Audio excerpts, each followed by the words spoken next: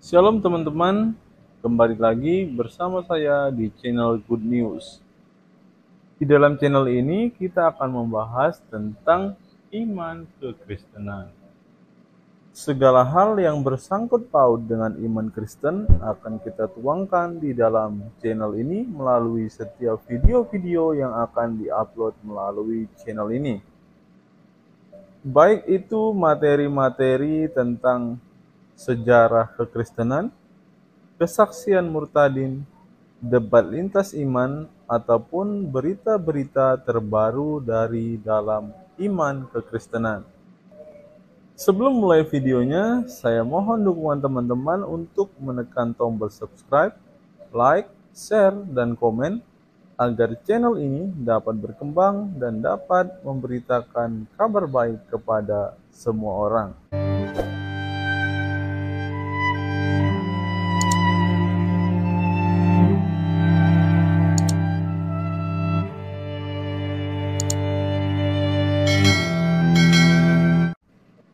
Sebelum mulai video ini, ada baiknya teman-teman menyeduh kopi terlebih dahulu agar dalam menyaksikan setiap video dari dalam channel ini, teman-teman tidak mengantuk dan teman-teman bisa fokus untuk menyimak setiap video-video yang akan diupload melalui channel ini.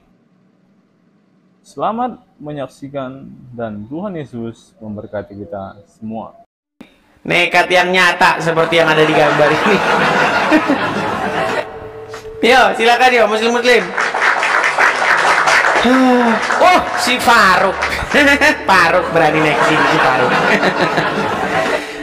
Nah, ya silakan nyalakan kameramu Faruk. Si Faruk tumen-tumenan nggak berani naik sini. Ya selama ini kan nggak kau naik kan aku. Kapan kau pernah mengajukan permintaan naik? Aku ada videonya. Dengar Faruk, tidak pernah kulihat kau naik di tombol ini. Kau jangan-jangan naik akun bodong lagi. Pakai akun ini. Oke. Sekarang kita diskusi gimana, Dis? Oke, sebentar Faruk, kita sekedar bernostalgia ini. ini. Soal ketuhanan, oke? Kita sekedar bernostalgia. Oke, boleh. Kita sekedar bernostalgia dulu sebentar. Bernostalgia sebentar. Nostalgia langsung aja. Kita diskusinya apa? Ini kamu kok nggak bisa santai sih jadi orang?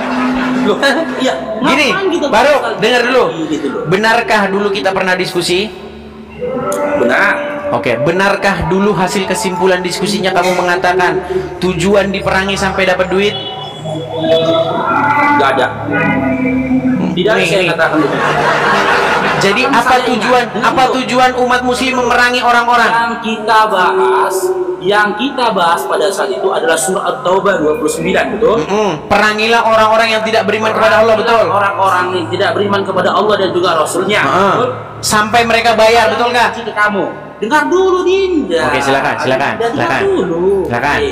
Oke, di saat itu kusampaikan kepadamu kan, sebelum kita membahas tentang jizya itu tadi, kita kaji dulu kenapa orang kafir harus diperangi.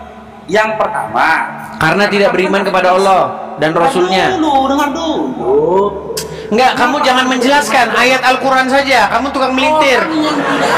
Oke, saya balikan. Saya bukakan ayatnya.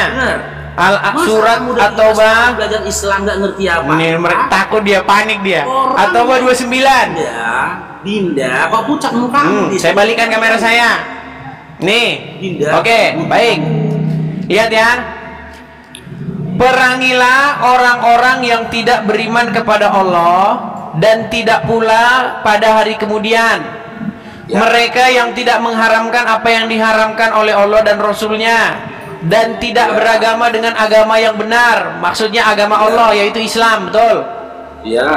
Yaitu orang-orang yang diberikan Alkitab kepada mereka sampai mereka membayar jizyah dengan patuh, sedang mereka dalam keadaan tunduk, betul? Oke, jadi mereka diperangi. Sebentar, mereka diperangi sampai masuk Islam atau sampai bayar? Nggak jalan framing kau sama aku deh. Nggak bisa framing aku. Nggak jalan ya. Aku Sebentar. Mereka diperangi sampai apa? Sampai apa mereka diperangi? Framing Mudi sama aku, Dis. Oke, baik. Oke, saya nggak usah framing, nggak usah framing. Kau minta aku nostalgia kan? Oke, mereka diperangi sampai apa? Dengar dulu, Dinda. Kok mewek-mewek begini? Kasih ngomong lo teman-teman. Coba lihat. Kok si Faruk mewek begini? Ini jagoan kalian, teman-teman. Ini jagoan kalian, teman-teman. Tengok. Ini kualitasnya. Oke. Jagoan kalian. Oke, sebelum ke situ sekarang saya tanya, diperangi sampai apa? Ayo ngomong, Dinda. Ya, kamu. Oke, silakan kamu bertanya. Oke. Sampai apa mereka diperangi? Sudah bisa saya ngomong? Oke, sudah. Enggak, kamu nggak usah jawab. Sampai apa? Sampai apa? Sampai apa? Ayo mau jawab. Iya, Dinda, kamu tunjukkan dulu wajahmu biar saya jawab. Enggak, ini biar kau baca dulu. Sampai apa? Ini sih udah selesai kamu bertanya. Boleh abangnya menjawab? Oke. Nggak dijawab. Oke, benar ya. Berat, saudara-saudara. Dengar dulu abangnya ngomong, Dinda. Sampai apa mereka? Oke, dengar dulu, Dinda. Kak saya. Dengar dulu. Oke. Kau aja suaramu udah sampai suara kayak perempuan suaramu. Nih. Dulu, Dinda. Nah, sampai apa? Tengok, panas. Sampai apa? Ya, saya jawab ya. Ya, jangan dipatahkan ya, saya ngomong ya. Oke. Di dalam surah At-Taubah 29, memang benar. Saya sama Adinda Edis pernah mengkaji itu. Tapi saya bilang, sebelum kita mengkaji kepada kenapa diperangi, kita kaji dulu kenapa orang-orang kafir itu diperangi. Orang yang tidak beriman kepada Allah dan juga Rasulnya itu disebut dengan orang kafir. Kenapa orang kafir diperangi? Yang pertama, karena orang kafir itu tidak punya hukum. Waktu itu kan aku bilang sama Mudis, kau kan kafir nih, karena kau tak beriman kepada Allah. Fokus saja. Mereka diperangi sampai apa? Nanti pelan-pelan nanti kita sampai ke sana.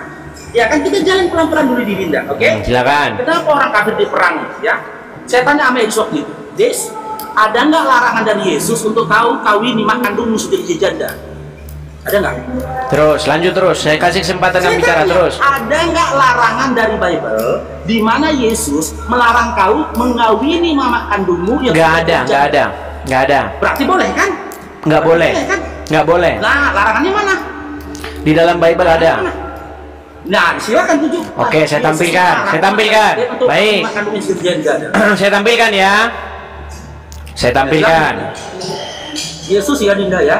Baik, saya tampilkan di sini.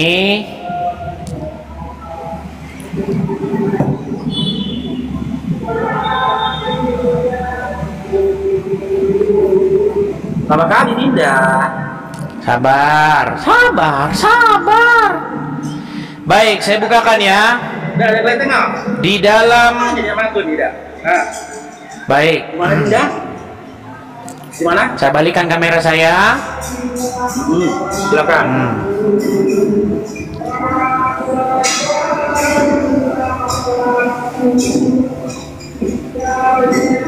Saya tampilkan ayatnya di dalam.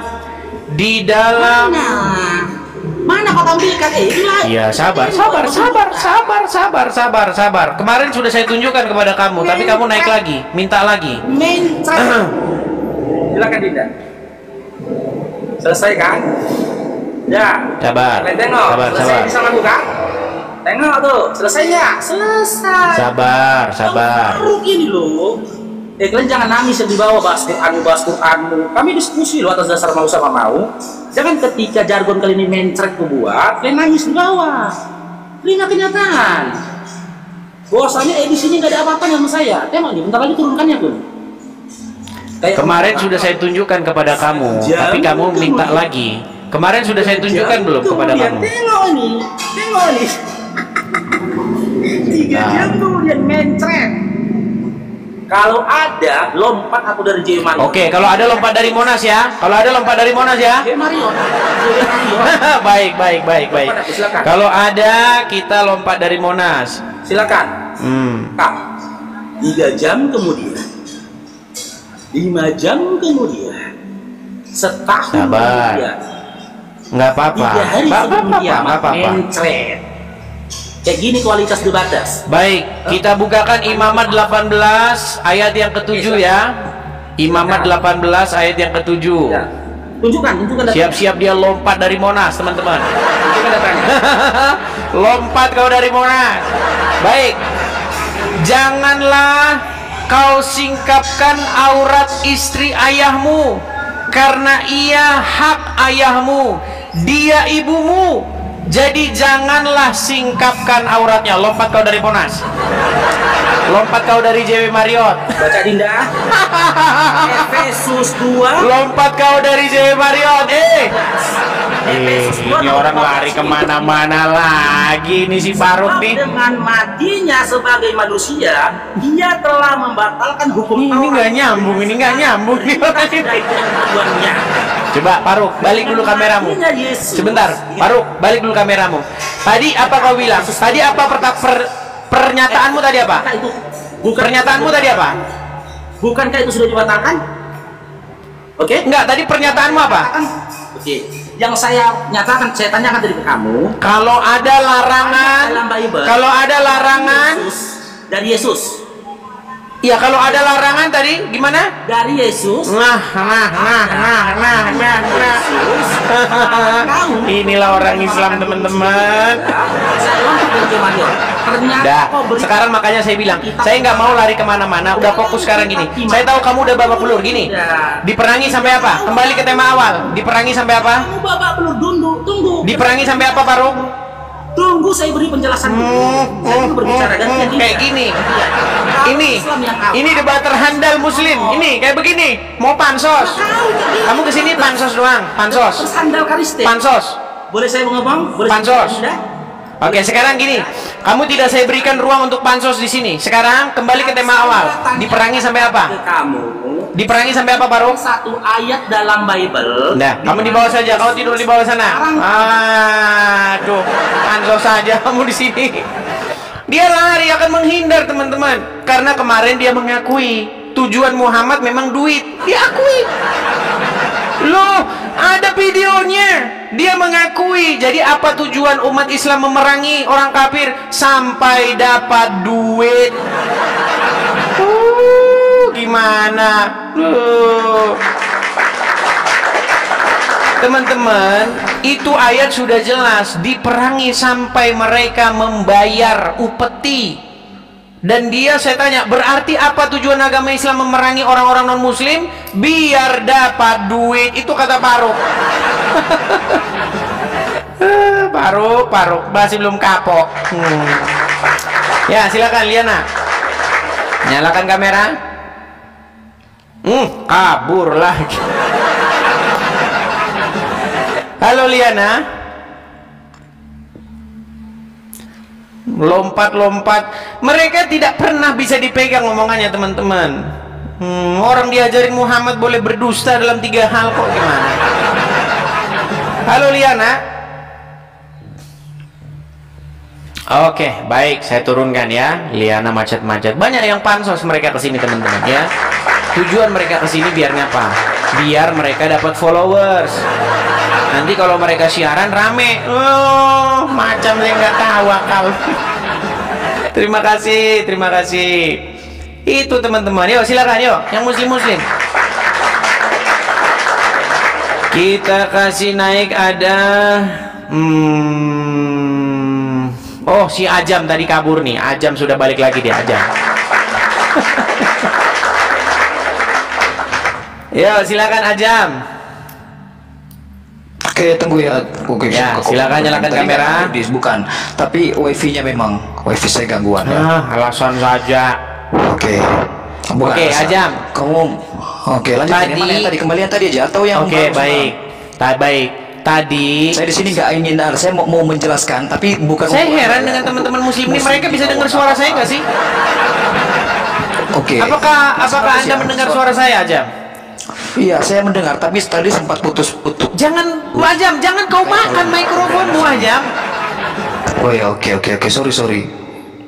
Oke, silakan Dis. Begini Ajam, di dalam surat Al-Ahzab ayat 36-37 tadi, Muhammad kan di situ mengatakan sesuatu yang berbeda dengan isi hatinya, bener gak?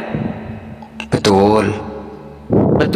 Seseorang yang mengatakan sesuatu yang berbeda dengan isi hatinya, namanya apa? Sosok gitu itu framing itu. Coba sesuai saja dengan konteks ayatnya lah. Kita di sini kan dengar. Ini saya kasih contoh. Saya Muhammad nih. Di hati saya tahu Zaid itu harus menceraikan istrinya karena istri dia mau jadi istri saya. Karena ada wahyu kan? Karena ada wahyu. Namanya kan Allah kan kerjanya tukang ngikutin hawa nafsu Muhammad. Ajam. Menurut Aisyah, kerjanya Allah itu menurutin hawa nafsunya Muhammad, betul nggak? Aduh, yang begitu-gitu framing-framingan lah. Coba gimana sih? Jelaskan saja kepada teman-teman muslim di bawah, biar nggak gagal paham kayak tamu Anda yang sebelum saya naik tadi. Maksudnya yang sebelum saya naik di waktu pertama tadi. Coba. Jangan framing gitu, nggak bagus malu lah Anda jauh-jauh lari keluar. Kayaknya delay suara saya ini, makanya ngomong sama Azam nih agak pening. Cepatlah. Apakah suara saya bisa Anda dengar aja? Saya bawa loh. Bisa, saya bawa tafsirnya loh. Saya bawa tafsirnya ya. Saya bawa tafsir yang Anda. Jadi saya ini lihat. Satu-satu ngomong aja satu-satu. Gini. Ada Muhammad. Ada Zaid, ada Zainab. Ini banyak orang Islam yang nggak tahu nih. Pelan-pelan. Betul. Saya ulangi satu kali lagi. Ya. Muhammad. Kemudian ada Zaid, kemudian ada Zainab. Oke? Nah, Zaid sama Zainab ini suami istri, betul nggak? Iya betul. Anak angkat tapi ya, bukan anaknya Rasulullah, bukan. Catat di tuh. Ya, intinya Zaid sama Zainab ini seorang suami istri, benar? Benar. Nah, kemudian Muhammad ngomong sama Zaid, pertahankanlah terus istrimu. Jangan diceraikan, pertahankan. Padahal karena kenapa Muhammad ngomong gitu? Karena dia takut sama manusia. Bukan. Oke, saya tampilkan ayatnya. Aduh, susah saya memang tahu. ngomong. Khofun nas, saya tahu. Karena dia takut sama manusia. Muhammad itu takut. Nih, saya ada juga itu kalau mau nampilkan data gitu saya tampilkan. Saya tampilkan. Nih. Oke, perhatikan ya. Nih. Tahanlah terus istrimu. Dia kan bilang gini sama Zaid kan? Dan bertakwalah kepada Allah, sedang kamu menyembunyikan di dalam hatimu apa yang Allah akan menyatakannya, dan kamu takut kepada manusia. Ya. Nah, sekarang kenapa Muhammad mengatakan sesuatu yang tidak sesuai dengan isi hatinya? Baik, begini. Kenapa Rasulullah Shallallahu Alaihi Wasallam memerintahkan Zaid mempertahankan? Karena pada saat itu memang Zaid sedang mengadukan percekcokannya dengan Zainab, begitu kan? Lalu Rasulullah Shallallahu Alaihi Wasallam memerintahkan pertahankan istrimu.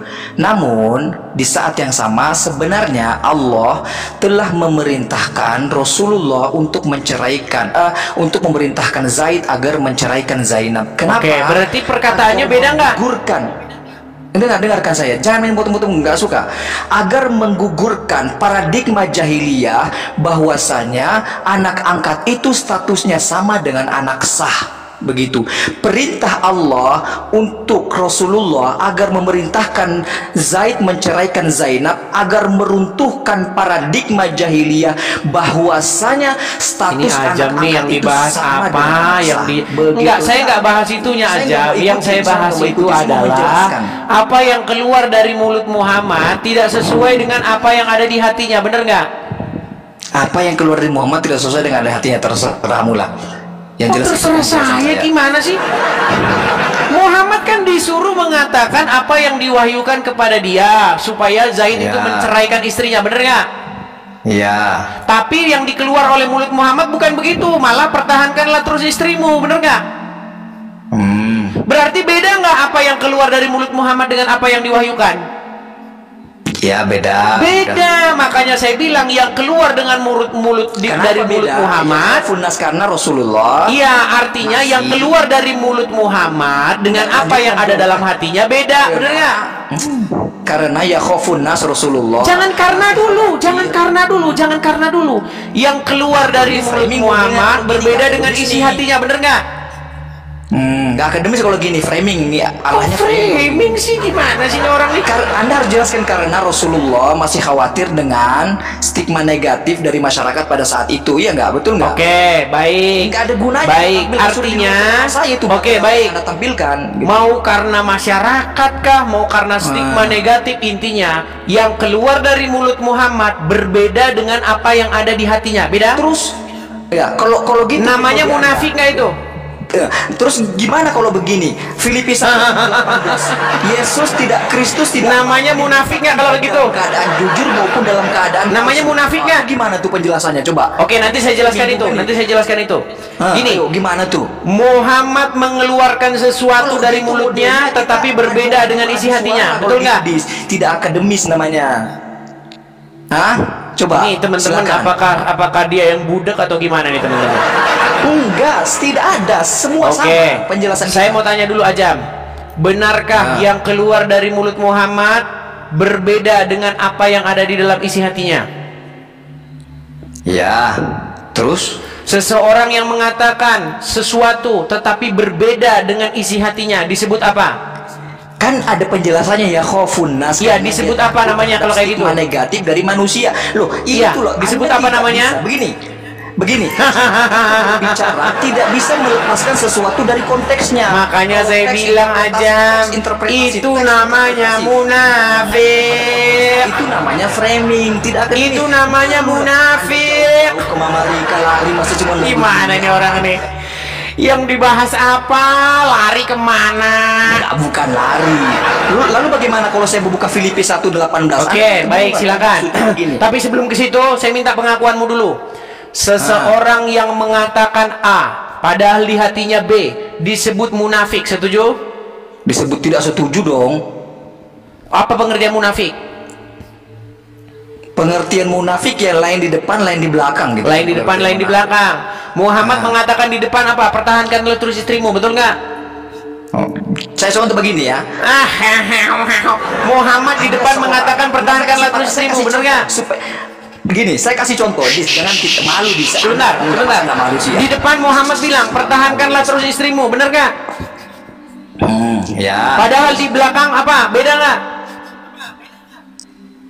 Ya. Padahal di belakang ceraikan dia kan gitu, betul nggak? Kemunafikan. Namanya munafikun. Nah, itu kesimpulan. Ini saya kasih contoh, nanti Anda simpulkan munafik. Berat. Ada saya berikan contoh, nanti Anda simpulkan. Oke, udah, silakan nanya Bible. Yuk, silakan. Oh, nanya Bible. Udah, kau nggak sanggup bahas Quran udah terbukti Muhammad munafik kok. Silakan. Apa pertanyaan dalam Bible tadi? Silakan. Filipi 1:18, tidak apa-apa Kristus diberitakan baik dalam keadaan jujur atau dalam keadaan palsu. Itu gimana tuh? Kita bacakan tuh. Kita bacakan. Dari 15 lah, nggak apa-apa dulu. Kita bukakan. Selesai itu. Baik. Filipi berapa? 1:18, pasal 1 nomor atau ayat. Entah. Filipi pasal yang pertama. Ayat yang keberapa? 18. Boleh Anda baca dari 10, nggak apa-apa. Baik. Kita tampilkan ya. Ya. Nih. Dari pasal yang ayat yang ke-15 ya? 18. Oke, kita mulai dari yang 12. Perhatikan. Aku menghendaki saudara-saudara supaya kamu tahu bahwa apa yang terjadi atasku ini justru telah menyebabkan kemajuan Injil, sehingga telah jelas bagi seluruh istana dan semua orang lain bahwa aku dipenjarakan karena Kristus. Dan kebanyakan saudara dalam Tuhan telah beroleh kepercayaan karena pemenjaraanku, untuk bertambah berani berkata-kata tentang firman Allah dan tidak takut. Nah, ini yang Anda tanyakan kepada saya. Ada orang yang memberitakan Kristus karena dengki. Contohnya siapa? Contohnya Juma dan kawan-kawan. Dan dengar. Ada orang memberitakan Kristus karena dengki dan perselisihan, tetapi ada pula yang memberitakannya dengan maksud baik. Mereka ini memberitakan Kristus karena kasih, sebab mereka tahu bahwa aku ada di sini untuk membela Injil. Tetapi yang lain karena kepentingan sendiri dan dengan maksud yang tidak ikhlas. Sangkanya dengan demikian mereka memperberat bebanku dalam penjara. Tetapi tidak mengapa, sebab bagaimanapun juga Kristus diberitakan, baik dengan maksud palsu maupun dengan maksud jujur.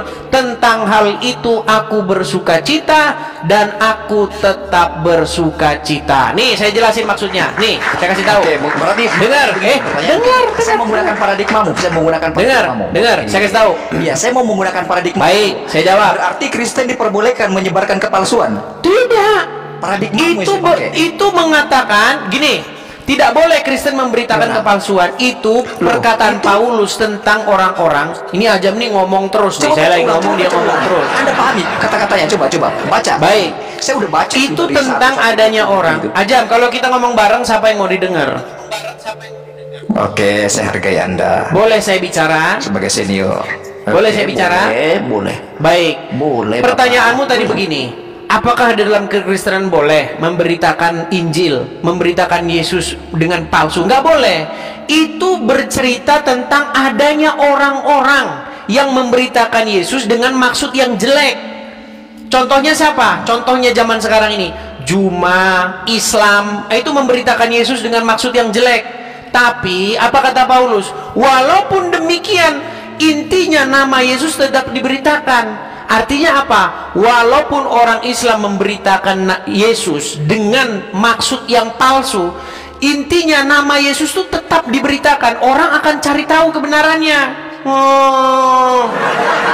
Jadi kalau seperti ini, saya kasih contohnya nih. Orang yang memberitakan Yesus dengan maksud palsu nih, saya kasih contoh. Nih, saya kasih gambarnya. Saya kasih contohnya orang yang memberitakan Yesus dengan maksud palsu. Sebentar Ajam, nanti kamu gantian bicara. Nih. Ini adalah contoh bagaimana orang yang memberitakan Yesus dengan maksud yang palsu. Namanya Dondi. Dia bercerita, Yesus itu seorang Muslim. Dia mengajarkan ini, itu. Walaupun maksudnya palsu, tapi apa kata Paulus? Oh, nama Yesus itu diberitakan. Jadi orang itu tahu tentang Yesus. Walaupun nanti orang akan mencari tahu yang sebenarnya. Paham? Apa nih? Yesus diberitakan dalam keadaan palsu. Paulus tetap bersuka cita. Maksudnya Yesus yang diberitakan itu nanti ujung-ujungnya akan diketahui yang sebenarnya yang seperti apa. Enggak, kalau kita merujuk teksnya sesuai dengan baik, saya tampilkan lagi ya. Ini kan berbicara mengenai adanya orang-orang yang ingin memperberat hukuman Paulus. Nih, saya balikan lagi ya. Ini orang kok sulit banget memahami hal sederhana begini. Nih. Nah, itu paradigmamu yang saya gunakan. Saya mengerti. Paradigma. Ini enggak paradigma loh, dengar ya nih. Perhatikan ya. Mereka ini ada orang yang memberitakan Kristus karena dengki dan perselisihan. Ada pula yang memberitakannya dengan maksud baik. Mereka ini memberitakan Kristus karena kasih, sebab mereka tahu bahwa aku ada di sini karena membela Injil. Tetapi yang lain karena kepentingan sendiri dan maksud yang tidak ikhlas. Sangkanya nih, sangkanya. Nah, jadi seperti ini loh sangkanya. Nih, saya kasih tahu nih. Nih, saya balikkan dulu kamera saya. Sebentar. Saya tampilkan dulu gambar yang tadi. Nih, ini sangkanya nih. Sabar. Saya tampilkan. Belum muncul, masih green screen itu. Ya, sabar. Nih, ini sangkanya Donditan ini dengan memberitakan Yesus yang dia maksud. Sangkanya orang akan menerima Yesus yang versi dia, tapi nanti ujung-ujungnya tahu bahwa Yesus yang diberitakan Donditan itu Yesus KW. Yesus yang tidak disalibkan, Yesus yang diserupakan dengan orang lain. Nanti ditanya Donditan, siapa yang diserupakan? Donditan pusing, sakit kepala, 7 keliling. Siapa yang mempunyai ide seperti itu? Allah. Allah menipu orang, iya. Berarti Allah menipu, betul. Tapi intinya boleh kan menyebarkan Kristus ya. Tapi intinya kita kembali ke intinya. Boleh di situ dalam pengertian supaya apa? Kan?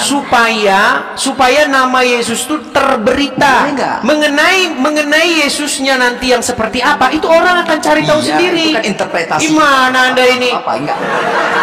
Iya, betul. Memahami hal seperti itu saja Anda tidak mampu. Tapi pada intinya boleh tidak. Tapi pada intinya boleh tidak kita itu bukan masalah boleh atau tidak boleh. Di situ berbicara mengenai Paulus yang dia itu tetap saudaraku yang lari di luar. Ini lari kemana-mana ini orang ini boleh. Kenapa Anda lari kemana-mana? Boleh, B tidak. Apanya? Boleh apa tidak? Enggak. Apa itu berbicara boleh atau tidak boleh? Belajar karena Anda nggak mau akademis. Saya nyambung nih orang ini kan. Pertanyaannya, boleh. Itu bukan bicara boleh atau tidak boleh, Peang. Itu boleh, bicara bagaimana Paulus membiarkan saja. Ini gimana sih ini orang nih? Aduh, itu menurut Paulus boleh. Saya balikan ya. Saya balikan. Ini bukan bicara boleh atau nggak boleh, Peang. Baiklah, tidak mengapa. Kristus Iya, maksudnya tidak mengapa, bukan berarti boleh atau tidak boleh. Nih loh, nih. Ini bukan bicara boleh atau nggak boleh. Iya sudah. Tetapi tidak mengapa. Makanya saya bilang nggak apa-apa. Dondita nggak apa-apa. Beritakan begitu. Yang penting dia nanti jadi karena pemberitaan dia itu orang jadi penasaran. Siapa sosok Yesus? Akhirnya orang mencari tahu. Nggak apa-apa kan? Itu. Ini bukan bicara boleh atau nggak boleh. Gimana? Nggak apa kan? Kristus ini disebar. Lu nggak apa-apa. Palsu nggak apa-apa kan? Orang Muslim yang beritakan nggak masalah. Makanya di sini muncul bantahannya. Gimana? Palsuan nggak apa-apa kan? Nggak apa-apa kan menyebarkan Kristus dalam kepalsuan. Jadi ketika ada Muslim yang memberitakan Yesus, walaupun mereka memberitakan kan? dengan maksud palsu, memberitakan dengan maksud yang jelek, nggak masalah, nggak masalah. Kita jawab saja. Justru di situ nama Yesus tetap diberitakan, walaupun nanti akhirnya kita tahu mana berita tentang Yesus yang benar. Gimana? Sudah puas? Gimana? Kurang lagi? Masih macet? Iya, tapi pada suaramu saja delay. Udah kau di bawah saja. Kau bagusin dulu sinyalmu sana. Sakit kepala ngomong sama kamu. Sinyal dia itu delay, teman-teman. Makanya dia macet-macet itu. Kalau kita ngomong, dia dengernya 3 detik lagi, nge-lag dia. Makanya agak sedikit mumet ngomong sama dia itu. Sinyalnya bagusin dulu aja. Nanti kalau sinyalmu bagus, kamu naik ke sini. Jadi itu berita tentang, itu bukan boleh atau tidak boleh. Itu bercerita bagaimana ada orang-orang seperti orang-orang Islam nih. Ini contohnya ini. Nih ya, saya kasih contoh nih. Nih ya. Ini saya kasih contoh bagaimana orang memberitakan Yesus dengan maksud palsu. Saya kasih contoh. Nih. Ini Muslim nih. Dia memberitakan Yesus juga ini. Nah, terhadap orang-orang seperti ini, itu sudah ada contohnya dari zaman dulu, itu udah ada. Ya. Apakah Kristen boleh memberitakan Yesus palsu? Nggak boleh. Tetapi ada orang lain yang memberitakan Yesus dengan maksud palsu. Dan apa kata Rasul Paulus? Biarkan saja. Di situ kita tetap bersyukur, nama Yesus tetap diberitakan walaupun mereka memberitakannya dengan maksud palsu. Nanti pada akhirnya seiring berjalannya waktu, orang akan tahu nanti bahwa yang diberitakan dia Yesus palsu. Contohnya apa? Contohnya saya datang ke sini mengasih tahu bahwa Yesus yang dipromosikan oleh orang-orang Islam, Yesus yang Islam yang nyembah Allah, itu Yesus KW.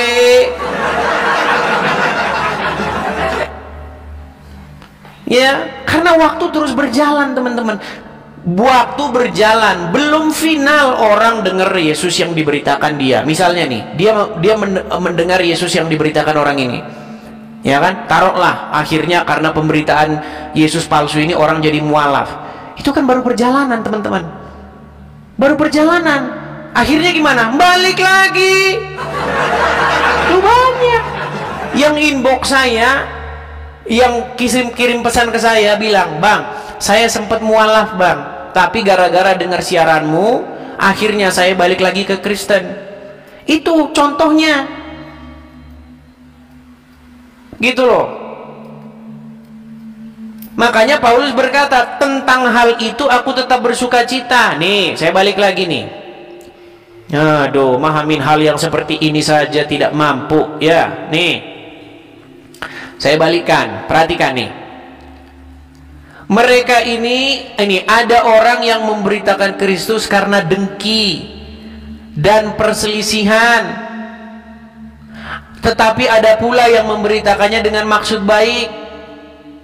Nih, mereka ini memberitakan Kristus karena kasih, sebab mereka tahu bahwa aku ada di sini untuk membela Injil, tetapi yang lain karena kepentingan sendiri dan dengan maksud yang tidak ikhlas. Sangkanya dengan demikian mereka memperberat bebanku dalam penjara. Tetapi tidak mengapa, sebab bagaimanapun juga Kristus diberitakan.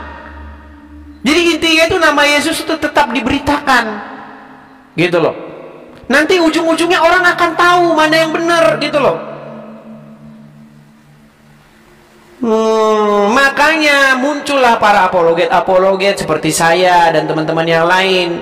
Karena sekarang banyak orang memberitakan Yesus dengan maksud palsu. Contohnya Juma dan kawan-kawan, Somat, ya kan, Dondi dan kawan-kawan itu. Makanya kita muncul nih. Akhirnya apa? Nama Yesus diberitakan nggak? Iya, akhirnya nama Yesus diberitakan. Tetapi tidak mengapa, sebab bagaimanapun juga Kristus diberitakan.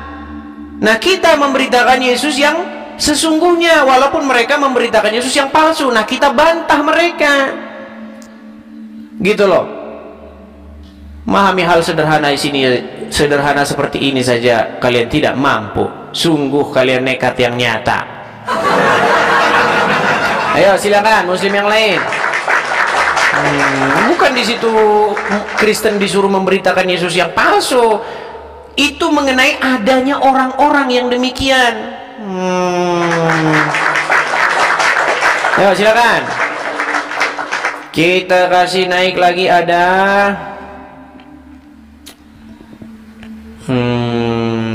sebentar ya, sabar ya teman-teman ya.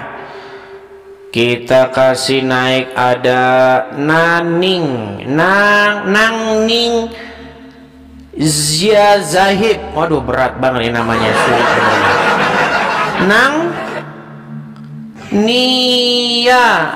Nang Nia Zahabib. Waduh, sulit namamu ini. Silakan bro. Muslim, Kristen? Muslim bro. Muslim. Namamu apa ini bacanya ini? Hah? Namamu apa ini bacanya? Nang Nias.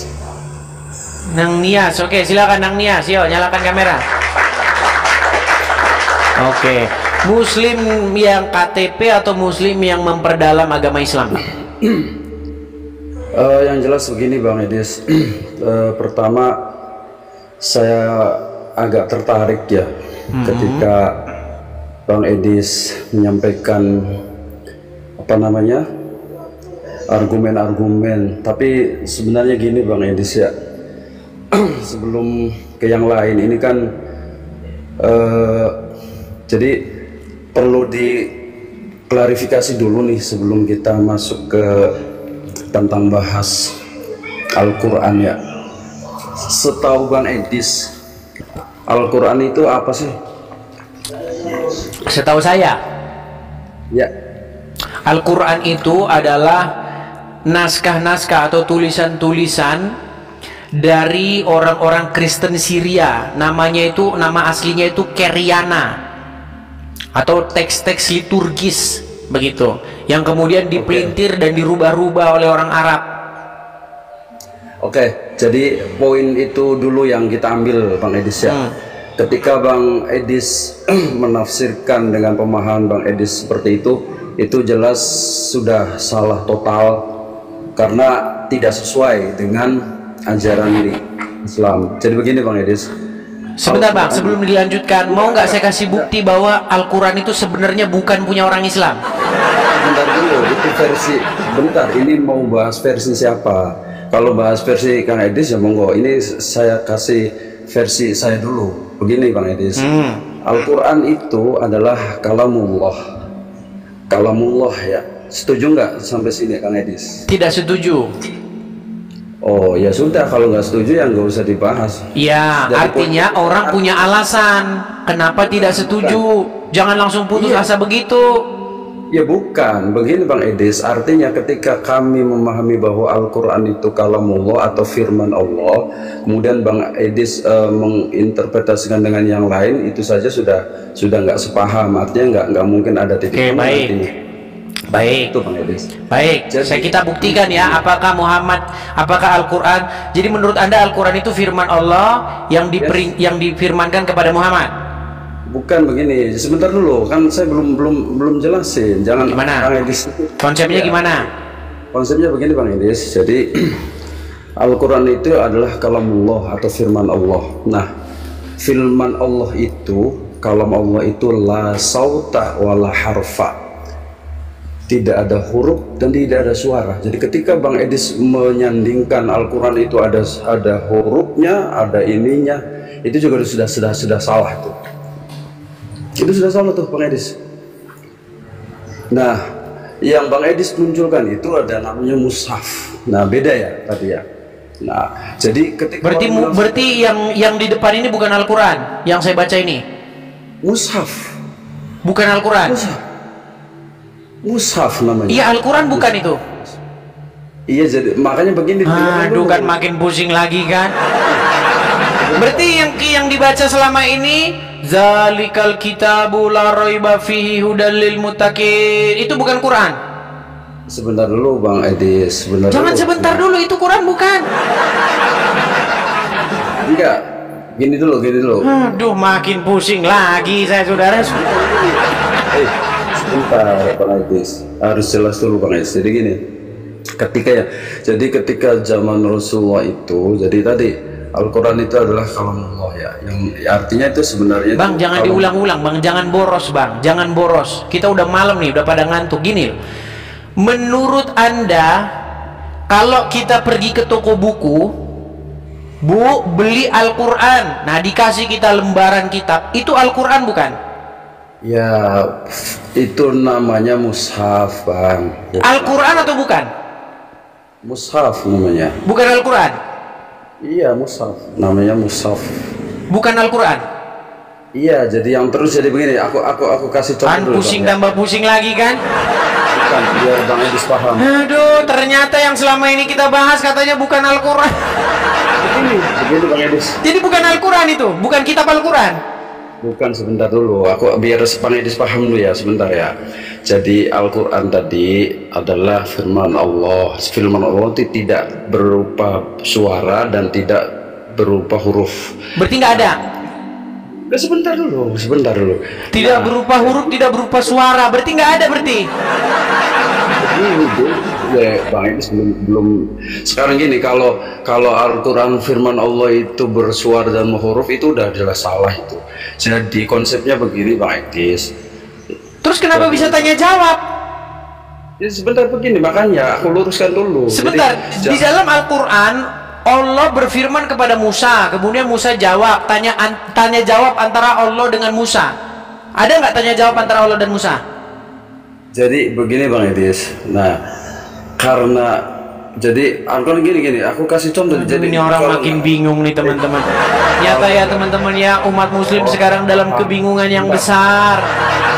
Wahai Abdul Somad, wahai Adi Hidayat, perhatikanlah umat kalian ini. Sekarang mereka sudah berada dalam kebingungan yang nyata.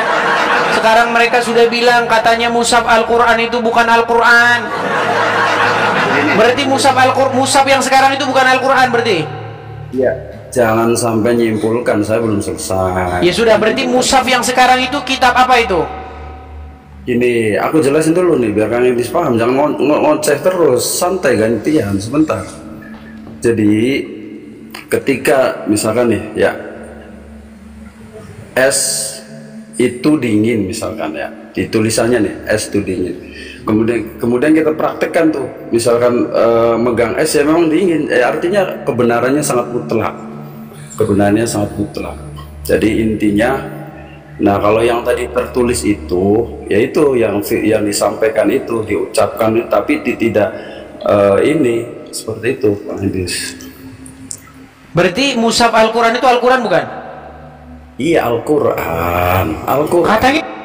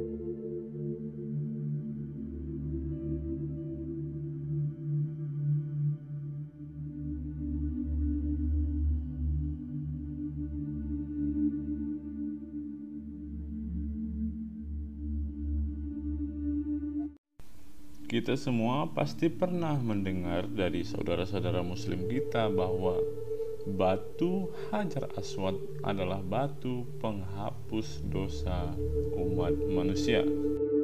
Dalam kesempatan ini, secara khusus kita akan membukakan sebuah fakta yang tidak pernah diketahui oleh umat muslim tentang batu Hajar Aswad ini.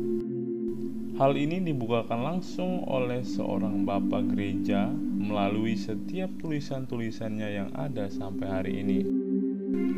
Ia adalah Yohanes Damaskus.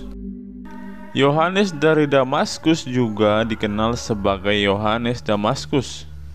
Ia adalah seorang biarawan dan teolog yang tulisan-tulisannya sangat penting dalam mempertahankan nilai seni visual dalam mengkomunikasikan iman Kristen dalam ibadah.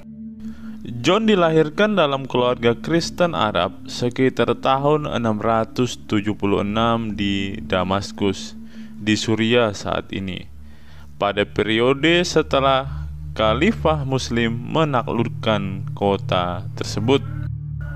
Pada saat itu, sebagian besar umat Kristen yang pernah tinggal di Damaskus menjadi pengungsi atau dipaksa pindah agama. Keluarga John bagaimanapun telah bekerja sama dengan para penguasa Muslim setelah mereka mengambil alih kota, dan ayah John mempunyai posisi di istana kekhalifahan sehingga keluarga mereka diperbolehkan untuk tetap beragama Kristen. Ayah John memastikan bahwa putranya menerima pendidikan terbaik. Ayah John membekali putranya dengan seorang biarawan Kristen sebagai tutor, dan John muda yang cerdas menjadi sarjana astronomi, matematika, dan teks klasik Yunani dan juga Arab. Beberapa sumber menyatakan bahwa Yohanes sendiri menjadi kepala administrator istana khalifah. Akhirnya John menyerahkan kehidupannya di istana dan pergi ke Yerusalem untuk menjadi pendeta biarawan di biara Marsaba di luar Yerusalem. Ketika Yohanes mulai menjalani panggilan barunya sebagai biarawan dan imam di biara Marsaba, sebuah perdebatan besar yang dikenal sebagai kontroversi ikonoklas terus memecah belah gereja. Kaisar Leo III mengeluarkan dekret yang melarang penggunaan gambar. Yohanes menulis dengan penuh semangat mendukung penggunaan gambar dan mendorong umat Kristen awam untuk terus menggunakannya, yang bertentangan dengan dekret kaisar. Risalah Yohanes merupakan pembelaan yang indah terhadap teologi inkarnasi dan pentingnya imajinasi dalam mengembangkan iman kepada Kristus. John menuliskan bahwa seni cocok untuk menggambarkan Tuhan yang menjadi manusia. Saya tidak menggambarkan ketuhanan yang abadi. Saya melukis daging Tuhan yang terlihat, karena tidak mungkin untuk mewakili roh, apalagi Tuhan yang memberi nafas kepada roh. Ketika yang tak terlihat menjadi terlihat dalam daging, kamu kemudian dapat menggambar kemiripan wujudnya. Memang benar saya tidak menyembah materi, tulis Yohanes. Saya menyembah Tuhan materi yang menjadi urusan demi aku. Jangan meremehkan materi, karena materi tidak tercela. John melanjutkan dengan membahas imajinasi manusia, pikiran yang diarahkan untuk melampaui hal-hal jasmani tidak mampu melakukannya. Untuk hal-hal yang tidak terlihat dari Tuhan sejak penciptaan dunia adalah dibuat terlihat melalui gambar. Imajinasi menjangkau ke arah Tuhan, namun perlu keimanan, perlu kasih karunia untuk menerima gambaran dari Tuhan sendiri yang Tuhan hadirkan kepada manusia. Dan gambar penting untuk memicu imajinasi, karena gambar berbicara kepada penglihatan seperti kata-kata kepada telinga. Gambar membawa pemahaman. Setelah kita melihat secara singkat siapa sebenarnya Yohanes Damaskus ini, teman-teman, ia adalah seorang yang sangat berpengaruh dengan tulisan-tulisannya. Salah satu tulisan Yohanes Damaskus yang sangat terkenal sampai sekarang adalah ketika ia mengkritik agama Islam. Inilah isi kritikan Santo Yohanes dari Damaskus terhadap Islam, teman-teman. Ada juga tahayul kaum Ismail yang sampai hari ini masih berlaku dan membuat manusia terus berbuat salah, karena merupakan cikal bakal antikristus. Mereka adalah keturunan Ismail yang lahir dari Abraham dari Agar, dan karena alasan inilah mereka disebut Agareni dan Ismail. Mereka juga disebut Saracen, yang berasal dari Sara Kenoi atau miskin Sara. Karena apa yang dikatakan Agar kepada malaikat, Sara telah menyuruhku pergi dalam kemiskinan. Mereka dulunya adalah penyembah berhala, menyembah bintang pagi dan Aprodit, yang dalam bahasa mereka disebut kabar, yang artinya agung. Dan sampai zaman Heraklius, mereka adalah penyembah berhala yang sangat besar. Sejak saat itu hingga saat ini, seorang nabi palsu bernama Muhammad telah muncul di tengah-tengah mereka. Orang ini setelah secara kebetulan menemukan perjanjian lama dan perjanjian baru, dan juga setelah berbincang dengan seorang biarawan Aryan, merancang ajaran sesatnya sendiri. Kemudian setelah menyindir dirinya sendiri ke dalam kebaikan orang-orang dengan menunjukkan kesalehan, dia, Muhammad, menyampaikan bahwa sebuah kitab tertentu telah diturunkan kepadanya dari surga. Dia telah menuliskan beberapa komposisi konyol dalam bukunya ini, dan dia memberikannya kepada mereka sebagai objek penghormatan. Dia mengatakan bahwa hanya ada satu Tuhan, pencipta segala sesuatu, yang tidak dilahirkan dan tidak diperanakan. Dia mengatakan bahwa Kristus adalah firman Allah dan rohnya, tetapi ia adalah makhluk dan hamba, dan bahwa ia dilahirkan tanpa benih dari Maria, saudara perempuan Musa dan Harun. Sebab katanya, firman Tuhan dan roh masuk ke dalam Maria, dan dia melahirkan Yesus, yang adalah seorang nabi dan hamba Tuhan. Dan dia mengatakan bahwa orang-orang Yahudi ingin menyalibkan dia dengan melanggar hukum, dan bahwa mereka mengambil bayangannya dan menyalibnya. Namun Kristus sendiri tidak disalib, katanya, dan dia juga tidak mati karena Allah, karena kasihnya kepadanya membawa dia ke surga. Dan dia mengatakan ini, bahwa ketika Kristus telah naik ke surga, Tuhan bertanya kepadanya, "Ya Yesus, apakah engkau berkata, Akulah anak Tuhan dan Tuhan?" Dan Yesus katanya menjawab, "Kasihanilah aku Tuhan. Engkau tahu bahwa aku tidak mengatakan ini dan bahwa aku tidak mencemooh menjadi hambamu. Tetapi orang-orang berdosa telah menulis bahwa saya membuat pernyataan ini, dan mereka telah berbohong tentang saya dan melakukan kesalahan." Dan Tuhan menjawab dan berkata kepadanya, "Aku tahu bahwa kamu tidak mengucapkan ini. Masih banyak hal lain yang luar biasa dan cukup menggelikan dalam buku ini yang ia banggakan diturunkan kepadanya dari Tuhan. Namun ketika kita bertanya, dan siapakah yang bisa bersaksi bahwa Allah memberinya kitab itu? Dan nabi manakah yang meramalkan bahwa nabi seperti itu akan bangkit?" Ya, mereka bingung.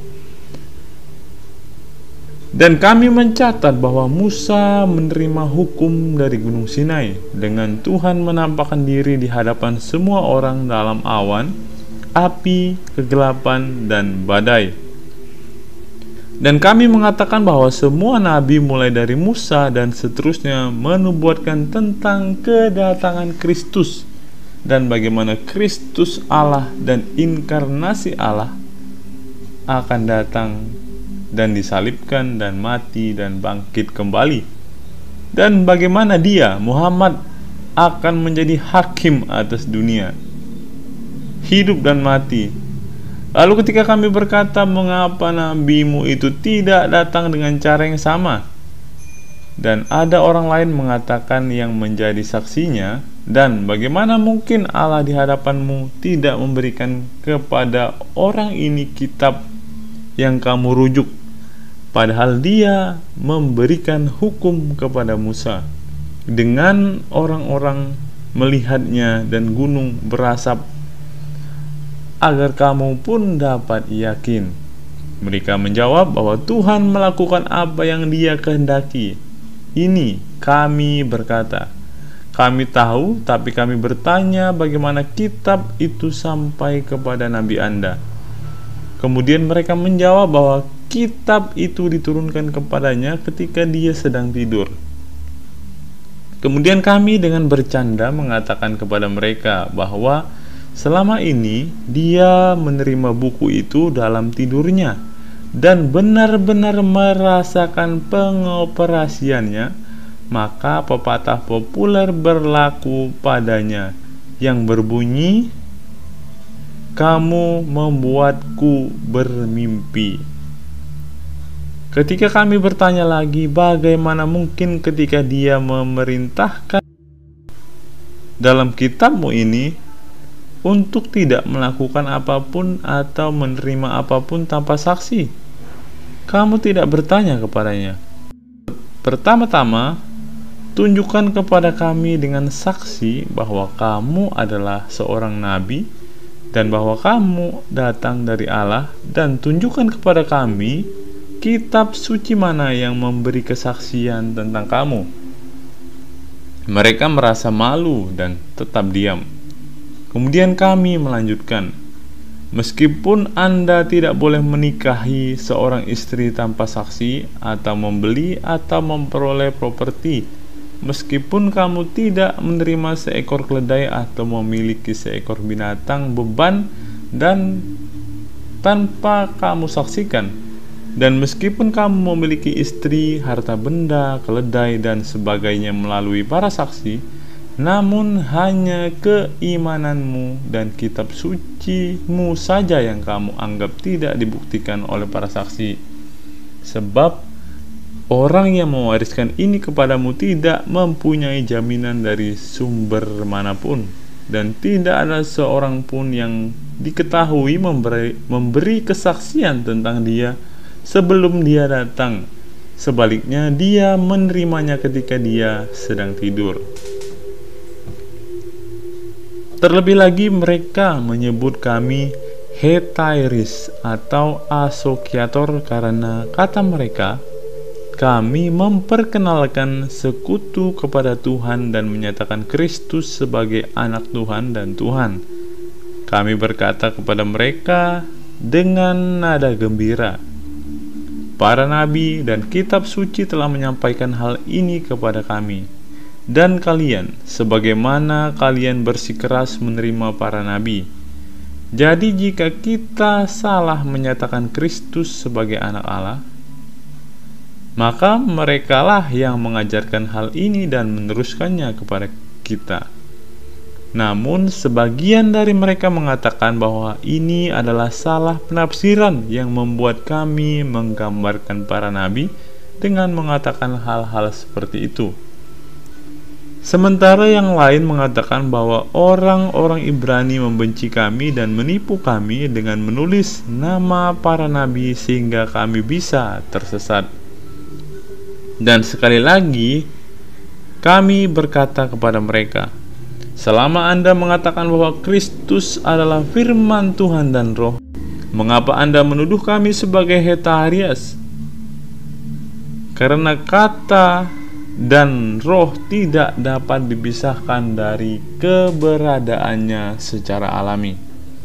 Oleh karena itu, jika firman Tuhan ada di dalam Tuhan, maka jelas dialah Tuhan. Namun jika dia berada di luar Tuhan, maka menurut Anda Tuhan itu tanpa firman dan tanpa roh. Akibatnya, dengan menghindari perkenalan dengan Tuhan, Anda telah memutilasi dia. Lebih baik bagi Anda mengatakan bahwa dia mempunyai sekutu daripada memutilasinya. Seolah-olah Anda sedang berhadapan dengan batu, kayu, atau benda mati lainnya. Jadi Anda berbicara tidak benar ketika Anda menyebut kami hetairis. Kami membalas dengan menyebutmu mutilator Tuhan. Mereka selanjutnya menuduh kami sebagai penyembah berhala karena kami menghormati salib yang mereka benci. Dan kami menjawab mereka, kalau begitu, bagaimana mungkin kamu mengosongkan dirimu dan pada batu Ka'bahmu, lalu mencium dan memeluknya? Lalu ada pula yang mengatakan bahwa Ibrahim mempunyai hubungan dengan Agar di atasnya. Namun ada pula yang mengatakan bahwa ia mengikat unta di sana ketika hendak menyembelih Ishak. Dan kami menjawab mereka, karena kitab suci mengatakan bahwa gunung itu berhutan dan terdapat pohon-pohon dari Abraham menebang kayu untuk bencana itu dan menaruhnya di atas Ishak. Dan kemudian ia meninggalkan keledainya bersama kedua pemuda. Mengapa bicara omong kosong? Karena di tempat itu tidak rimbun dengan pepohonan dan tidak ada jalan bagi keledai. Dan mereka malu, namun mereka tetap menegaskan bahwa batu itu adalah milik Abraham. Lalu kita berkata, biarlah itu menjadi milik Abraham, seperti yang kamu katakan dengan bodohnya. Lalu hanya karena Abraham bersetubuh dengan seorang wanita atau mengikatkan seekor unta padanya, kamu tidak malu untuk menciumnya? Namun kamu menyalahkan kami karena menghormati salib, dan dengan kuasa setan dan tipu daya iblis telah dihancurkan. Batu yang mereka bicarakan ini adalah kepala Afrodit yang biasa mereka sembah dan mereka sebut kabar. Bahkan saat ini bekas ukiran tersebut masih terlihat jelas oleh pengamat yang cermat. Seperti yang telah diceritakan, Muhammad ini menulis bahwa buku konyol yang masing-masing bukunya diberi judul. Misalnya ada buku On Woman yang di dalamnya ia dengan jelas membuat ketentuan hukum untuk mengambil 4 istri dan jika mungkin 1000 selir sebanyak yang dapat dihidupi oleh seseorang selain 4 istri yang sudah dimilikinya. Beliau juga menjadikan sah untuk menceraikan istri manapun yang diinginkan seseorang dan jika seseorang menghendakinya mengambil istri lain dengan cara yang sama. Muhammad mempunyai seorang teman bernama Zaid. Pria ini mempunyai istri cantik dan membuat Muhammad jatuh cinta. Suatu kali, ketika mereka sedang duduk bersama, Muhammad berkata, "Oh, ngomong-ngomong, Tuhan telah memberitahukanku untuk mengambil istrimu." Yang lain menjawab, "Kamu adalah seorang rasul. Lakukan seperti yang diperintahkan Tuhan kepadamu dan ambillah istriku." Sebaliknya, untuk menceritakan kisahnya dari awal, dia berkata kepadanya, "Tuhan telah memberiku perintah agar kamu menceraikan istrimu dan menyingkirkannya." Lalu beberapa hari kemudian, sekarang dia berkata, "Tuhan telah memberitahuanku untuk membawanya."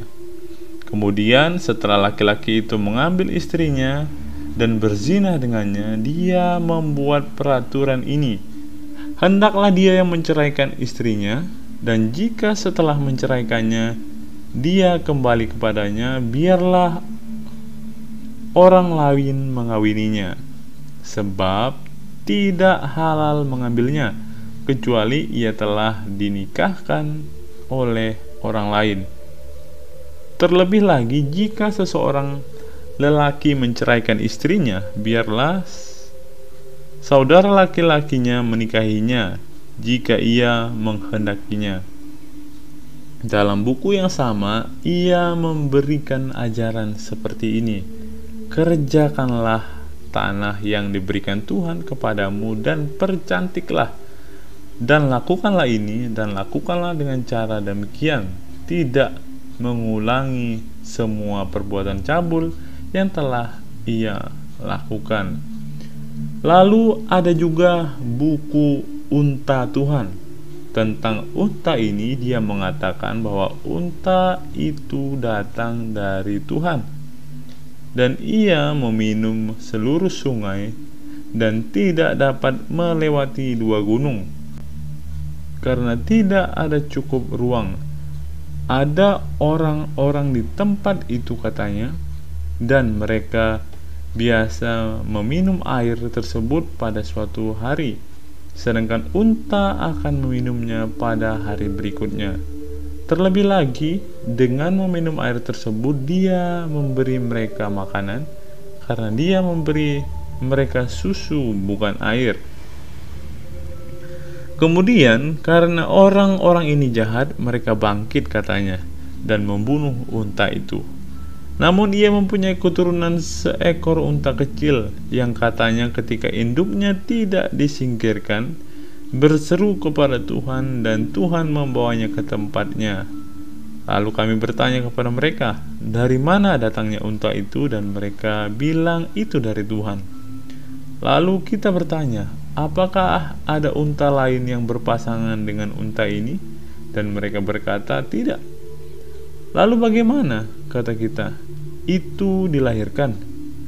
Sebab kami melihat bahwa untamu tidak mempunyai ayah, ibu, dan silsilah, dan anak yang melahirkannya menderita kemalangan. Juga tidak jelas siapa yang membesarkannya, dan juga unta kecil ini diangkat. Jadi mengapa Nabi Anda yang menurut apa yang Anda katakan Tuhan berbicara kepadanya, tidak mengetahui tentang unta di mana ia merumput dan apa yang memperoleh susu dan memerahnya? Atau mungkinkah dia seperti ibunya bertemu dengan orang jahat dan hancur? Atau apakah dia masuk surga sebelum kamu agar kamu mendapat sungai susu yang kamu bicarakan dengan bodohnya? Karena Anda mengatakan bahwa Anda memiliki 3 sungai yang mengalir di surga, 1 berisi air, 1 berisi anggur, dan 1 lagi berisi susu. Jika unta yang menjadi pendahulumu berada di luar surga, jelaslah bahwa ia telah kering karena kelaparan dan kehausan, atau bahwa orang lain mendapat manfaat dari susunya, dan dengan demikian nabimu bermegah dengan iseng bahwa ia telah berbicara dengan Tuhan, karena Tuhan tidak melakukannya, mengungkapkan kepada misteri unta. Namun jika dia di surga, dia masih minum air, dan kamu karena kekurangan air akan mengering di tengah surga kenikmatan. Dan jika karena tidak ada air, karena unta telah meminum semuanya, kamu haus akan anggur dari sungai anggur yang mengalir, kamu menjadi mabuk karena meminum anggur murni, dan pingsan karena pengaruh minuman keras dan tertidur. Kemudian menderita kepala berat setelah tidur dan sakit karena anggur. Anda akan kehilangan kenikmatan. Lalu bagaimana mungkin nabimu tidak berpikir bahwa hal ini mungkin terjadi padamu di surga kesenangan? Dan tidak pernah tahu apa tujuan unta itu sekarang. Namun kamu bahkan tidak menanyakannya. Ketika dia menyampaikan kepadamu mimpinya tentang 3 sungai, kami dengan jelas meyakinkan Anda bahwa unta Anda yang luar biasa ini telah mendahului Anda ke dalam jiwa-jiwa keledai ke tempat di mana Anda seperti binatang ditakdirkan untuk pergi. Dan ada kegelapan luar dan hukuman kekal, api yang menderu-deru, cacing-cacing yang tidak bisa tidur, dan setan-setan neraka. Sekali lagi dalam buku The Table, Muhammad mengatakan bahwa Kristus meminta suatu meja kepada Tuhan dan meja itu diberikan kepadanya. Sebab Allah katanya berfirman kepadanya, Aku telah memberikan kepadamu dan kepada sebuah meja yang tidak fana. Dan lagi dalam buku The Heifer, dia mengatakan beberapa hal bodoh yang menggelikan lainnya, yang karena jumlahnya yang banyak, menurut saya harus diabaikan. Ia menetapkan suatu hukum bahwa mereka harus disunat dan juga para wanita. Ia memerintahkan mereka untuk memelihara hari Sabat dan tidak dibaptis. Dan meskipun beliau memerintahkan mereka untuk memakan beberapa makanan yang dilarang oleh hukum, beliau memerintahkan mereka untuk menjauhkan diri dari makanan lainnya. Beliau juga melarang keras minum arak. Dan ini adalah beberapa catatan kaki yang bisa teman-teman cross-check kebenarannya untuk membuktikan semua hal yang telah ditulis oleh Yohanes Damaskus ini, teman-teman. Apa pendapat teman-teman setelah menyimak tulisan dari Yohanes Damaskus ini? Silakan teman-teman tulis di kolom komentar video ini.